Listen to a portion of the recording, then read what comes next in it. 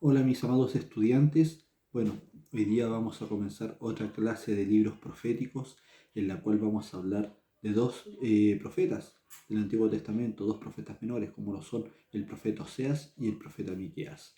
Ahora vamos a ir al profeta Oseas, así que vamos a ir a nuestras siguientes diapositivas para que ustedes me sigan en la clase y con el material que ya está para ustedes disponible. Bueno, así que vamos. Bueno, en la primera diapositiva, que es Antiguo Testamento, libros proféticos, profeta Oseas, salvación como subtítulo, vamos a ver por qué más adelante. Origen y fecha. El origen de este libro es profético y se trata del amor leal de Dios por su pueblo Israel, a pesar de toda su idolatría. Por lo que expresa el libro Oseas, ha sido llamado el Juan del Antiguo Testamento, el apóstol del amor, por el origen, o sea, no por el origen, por el contenido del libro, por lo que cuenta la narración del profeta Oseas, ustedes van a poder identificar que es como el Juan del Antiguo Testamento, como el apóstol Juan del Antiguo Testamento, el apóstol del amor. Otro punto, dice, el verdadero amor del Señor por su pueblo no tiene fin y no tolerará rival alguno. El Señor pagó un gran precio por ti, por mí, por todos nosotros, y no nos va a dejar así como así. Es por eso que este libro también nos introduce para que entendamos un poco cómo es el amor de Dios. No como el amor de nosotros, sino que el amor de Dios eh, avasalla, abarca mucho más que nuestra mente limitada. El amor de Dios es ilimitado, es incondicional.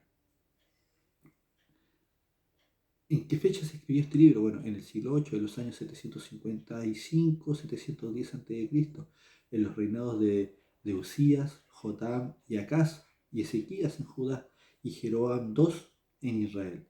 Recordemos que Oseas es contemporáneo de Jonás, de Amós, de Isaías y de Miqueas, o sea, una gran cantidad de profetas para esos tiempos.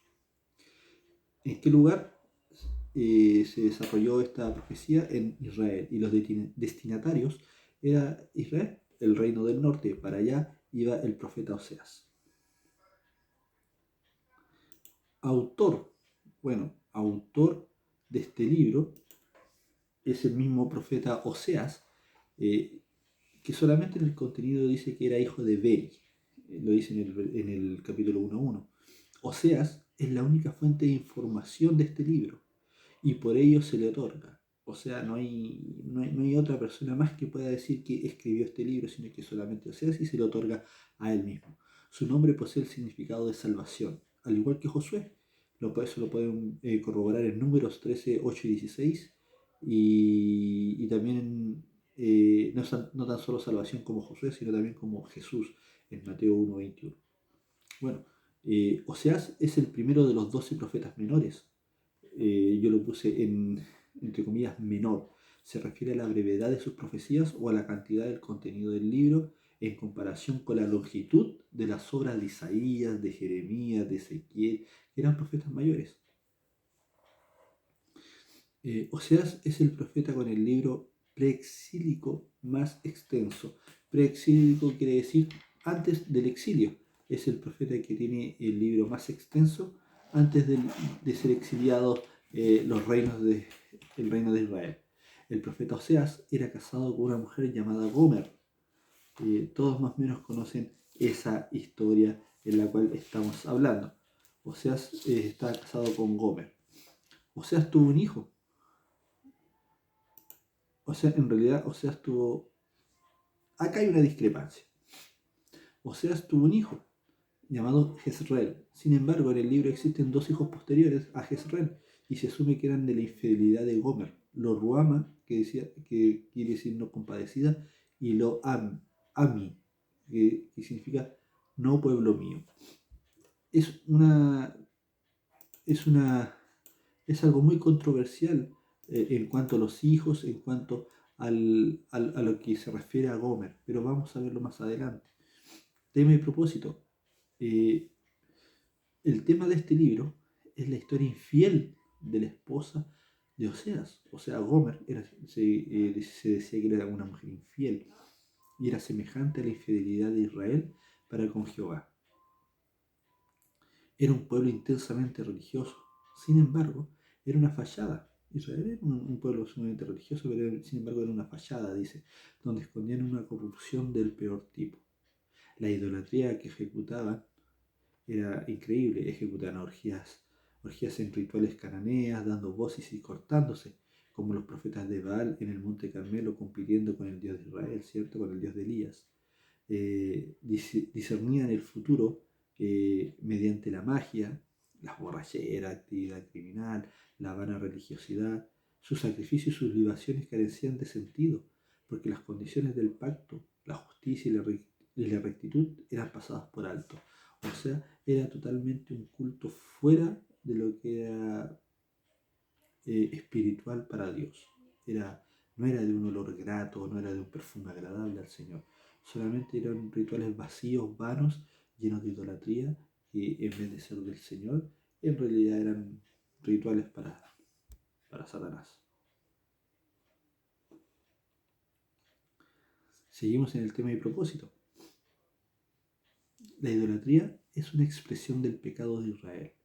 Puede verse la horrible tragedia del pecado en esta profecía. O sea, una profecía inmensa, tremenda, en la cual por eso comparan a Gomer, una mujer infiel, con Israel. O sea, ¿qué es lo que hace una mujer infiel? Engaña, hace todo tipo de barbaridades en contra de lo que en contra de lo que es la palabra de Dios. Así lo hacía Israel.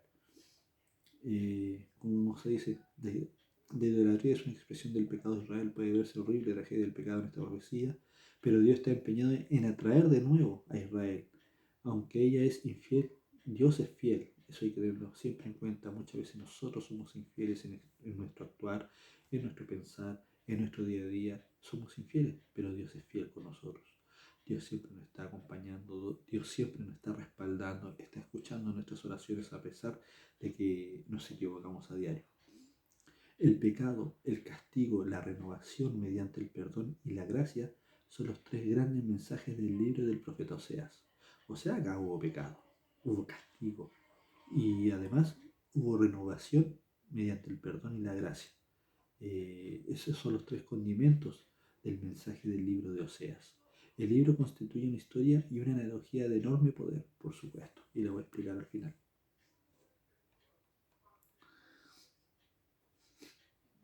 Esto es lo que quiero explicar. Disculpen.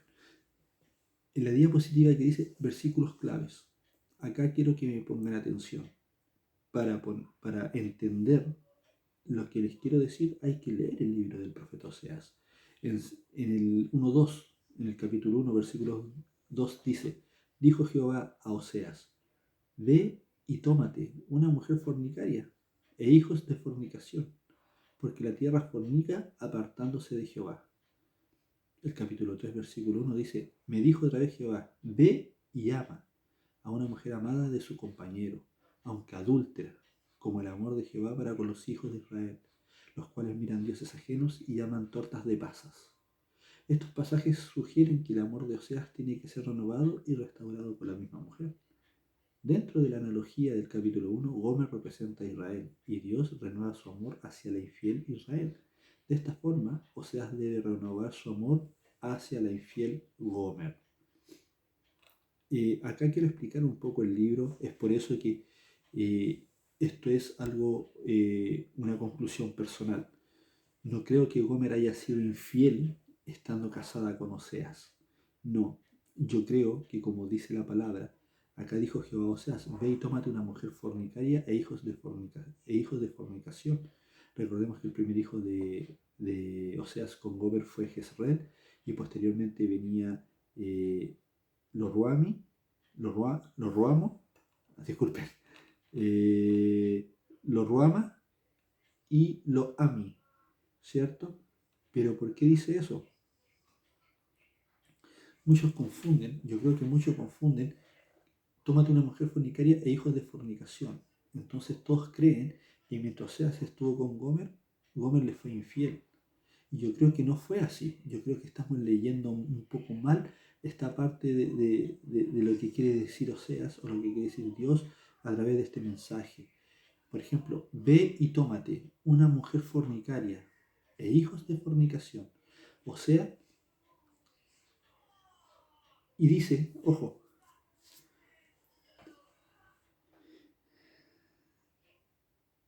dice el versículo 3:1, me dijo Jehová, me dijo otra vez Jehová, ve, ama a una mujer amada de su compañero, aunque adúltera como el amor de Jehová para con los hijos de Israel, los cuales miran a dioses ajenos y aman tortas de pasas. Fíjense el versículo 2, 3:2. La compré entonces para mí por 15 ciclos de plata y un homer y medio de cebada. Si ustedes siguen la lectura, van a ver que Gomer, yo creo que si sacan una conclusión, no fue infiel en el casamiento, en el matrimonio con Oseas.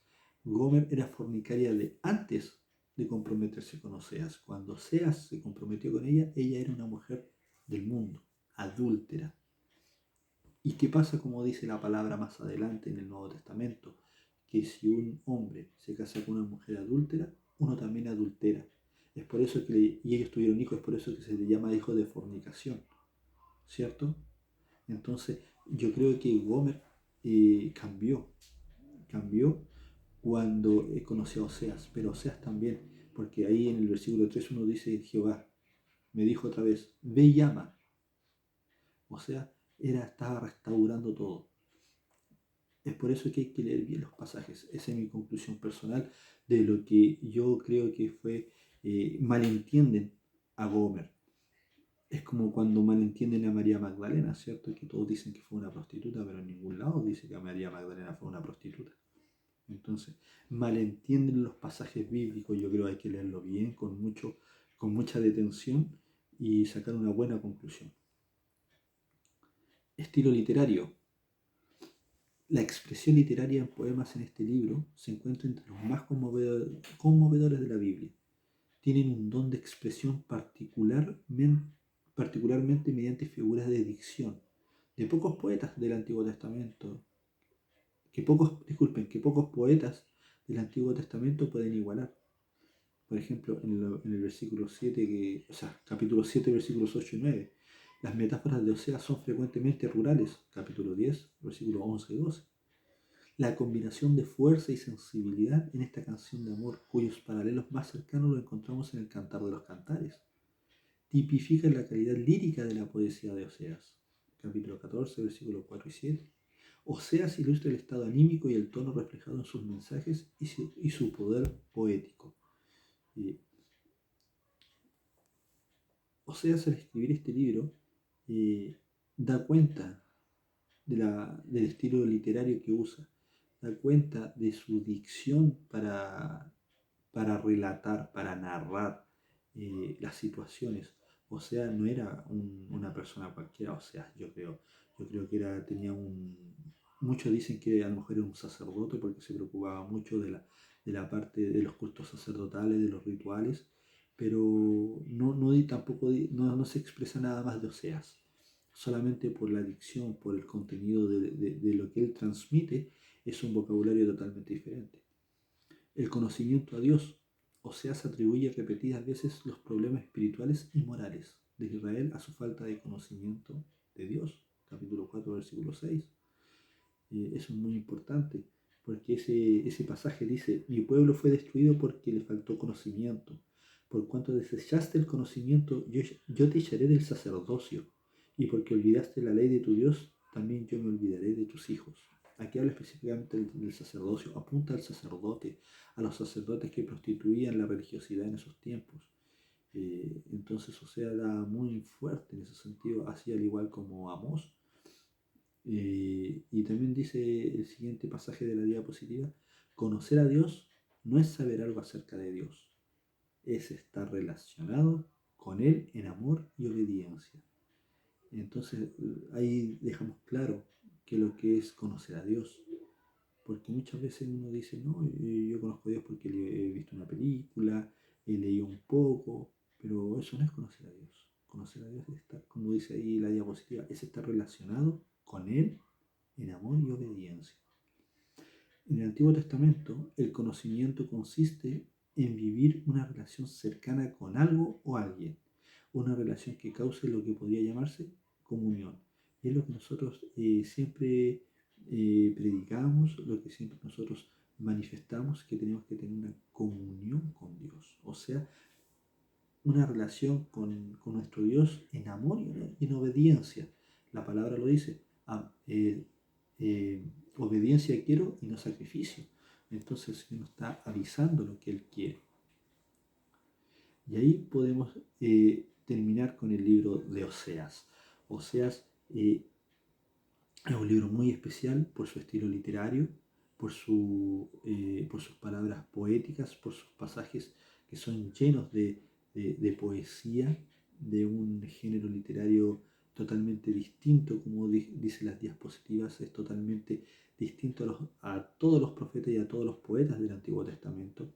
Él reflejó su matrimonio, su vida personal, matrimonial, como Dios con Israel. Y nos da un ejemplo, una enseñanza de tremendo valor en la cual esta enseñanza no fue algo alegórico para nada. Hay pruebas que no pueden ser alegóricas, solamente que fue basado y narrado de una perspectiva fidedigna y verdadera que la cual sucedió. Es por eso que yo creo que viendo y leyendo bien los pasajes, Gomer era una mujer adúltera antes de conocer a Oseas. Y Oseas tuvo que estar preocupado de ella, ser el real sacerdote de su hogar, estar orando por ella. Y bueno, tuvo hijos con una mujer adúltera. Y cuando uno tiene un hijo con una mujer adúltera en el Antiguo Testamento, uno pasa también a ser adúltero. Y por eso se le llaman hijos de la fornicación, hijos adúlteros, hijos de pecado.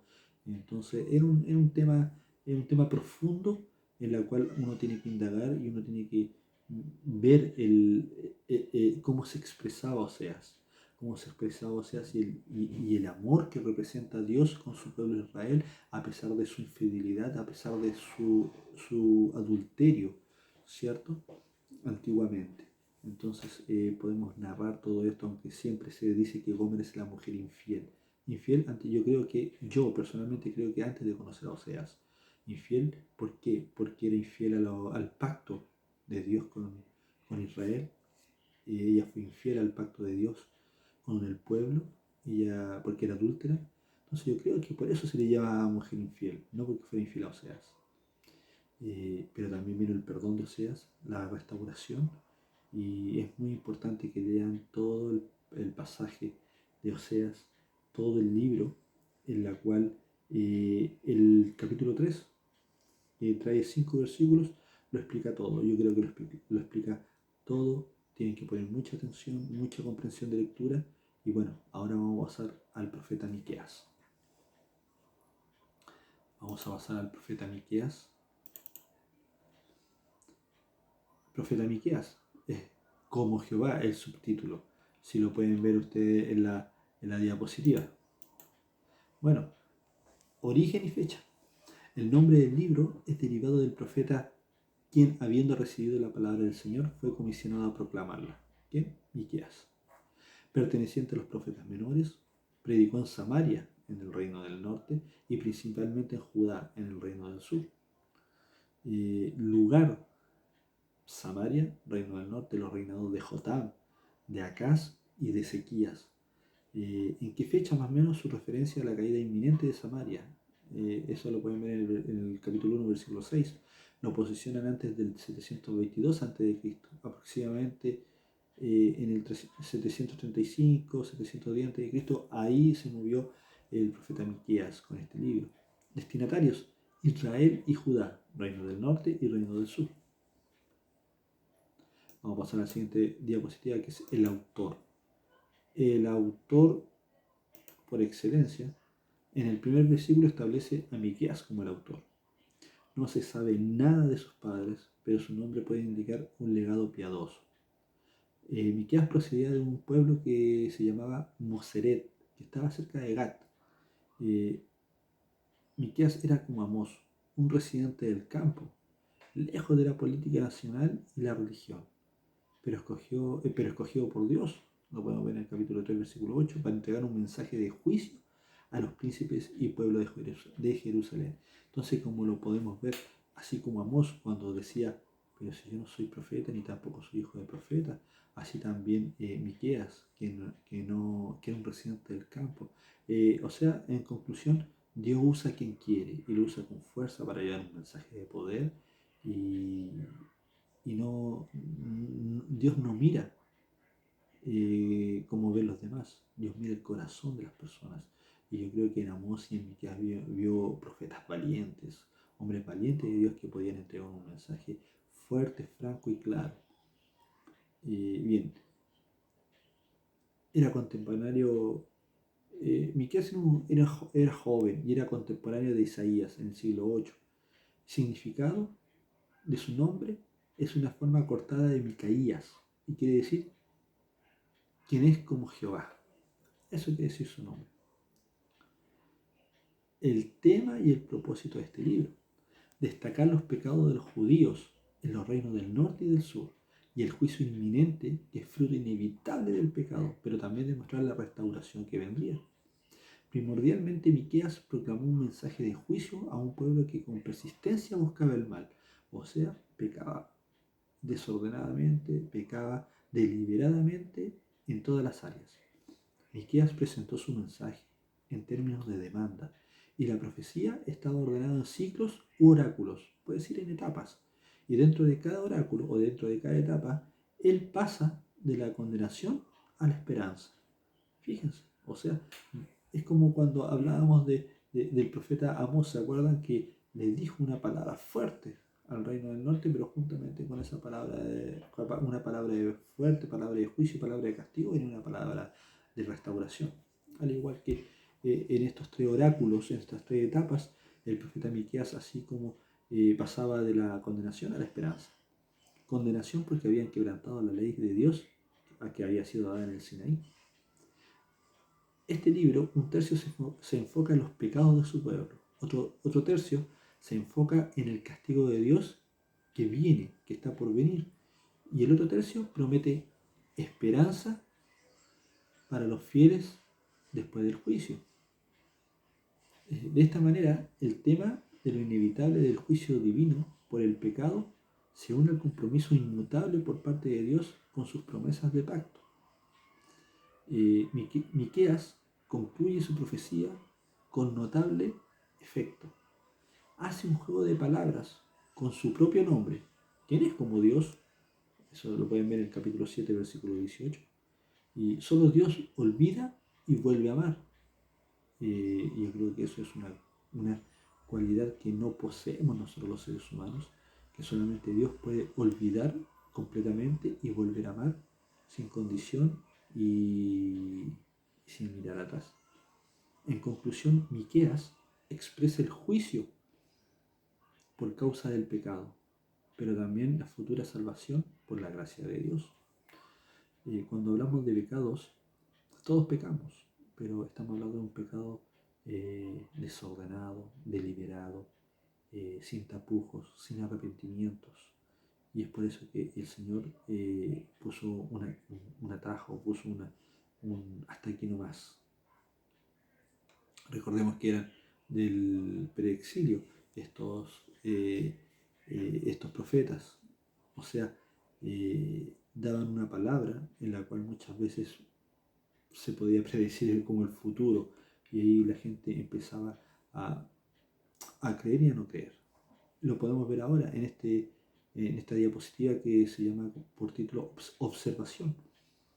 Es muy importante señalar que cuando consideramos la variedad de denuncias y promesas que encontramos en las enseñanzas de otros profetas, tales como los contemporáneos de Miqueas, Isaías y Oseas, o sea,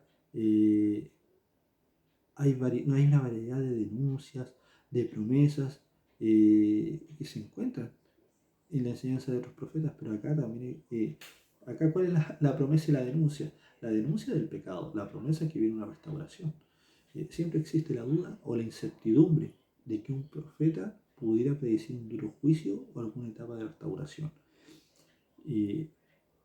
Las personas que están en contra de los profetas o que no creen en los profetas del Antiguo Testamento, porque generalmente las personas creen que el profeta es una persona que entrega un mensaje de Dios, pero para el momento, lo que está viendo en el momento. Pero es muy difícil creer que puede dar que puede predecir un juicio o puede predecir alguna etapa de restauración. Es como que está mirando al futuro. Es por eso también que le llamaban vidente, porque veían más allá de lo que podemos ver. Entonces muchas veces no, eran poco entendidos hasta el día de hoy. Como dijo Jesús en el libro de Juan, ¿cierto? Del apóstol Juan, capítulo 3, versículo 8, el viento, que es el Espíritu, sopla de donde quiere. ¿Qué quiere decir esto? Que los profetas eran pensadores creativos, inspirados por el Espíritu del Señor y bajo el control de la palabra que recibían, ya sea de juicio o de gracia. Esa es la cualidad, esa es la forma distinta de un profeta, en lo que es el sello del profeta. ¿Qué quiere decir? Que eran pensadores creativos, inspirados por el Espíritu del Señor. O sea, es por eso que podían, entre paréntesis, predecir un juicio duro o alguna etapa de restauración futurista. No porque fueran adivinos, no, para nada, porque estaban inspirados en el Espíritu de Dios. Y el Espíritu de Dios conoce el ayer, el hoy y el mañana. Entonces, bajo esa inspiración podían hablar ellos. Y recordemos que los profetas llevaban un mensaje y Dios es el que daba el mensaje. O sea, Dios es el dueño de los tiempos, es el dueño del oro y la plata, es el dueño de todo. Así que el profeta transmitía lo que Dios hablaba.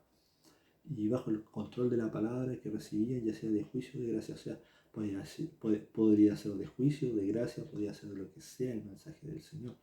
Y era enviado por Dios. Puede ser una predicción, puede ser una advertencia o puede ser un mensaje totalmente futurista, visionario. Y por eso muchas veces dicen que los profetas nunca dieron un mensaje de futuro, sino que vivieron esos tiempos y como que lo escribieron como hubiera sido, como que hubieran predecido el futuro, ¿me entienden? Pero no es así. Ellos dan un mensaje de Dios inspirado por el Espíritu de Dios. Y por eso es que podían predecir más allá, es por eso que podían ver más allá de lo que uno puede ver. Eran hombres, en realidad, como dice la palabra, pensadores creativos, inspirados por el Espíritu de Dios, inspirados por el Espíritu del Señor. Bueno, entonces esa es eh, la, la enseñanza de las dos clases de los dos profetas menores que tenemos, Miqueas, que fue este, y el primero que dijimos, Oseas, un libro precioso en la cual nos deja una enseñanza tremenda de cómo debemos amar incondicionalmente, y de Miqueas, un profeta que era eh, no profeta de profesión, por decirlo, pero sí entregaba un mensaje de Dios, un mensaje fuerte, era un hombre valiente, decidido, que creía en Dios y entregó palabra de juicio, pero a la vez también de restauración.